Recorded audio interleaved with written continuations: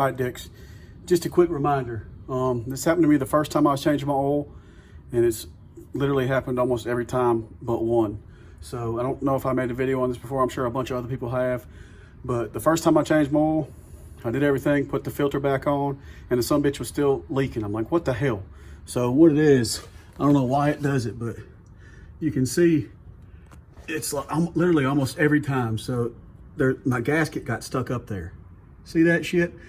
So be sure to check that, or check your filter and look and see if the gasket's on, because when you try to screw the new filter on, it's going to double gasket and some bitch is going to leak, and you'll be like, what the hell?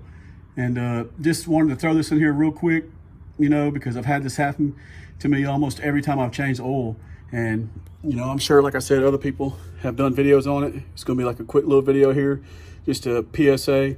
If you're doing it by yourself, save you the trouble of having to frickin' redo it, and just check that O-ring every time and you'll be good. And yes, I do put oil around the damn O-ring before I put it on. I know that's coming, so just giving y'all a little heads up, do what you want with it. Peace.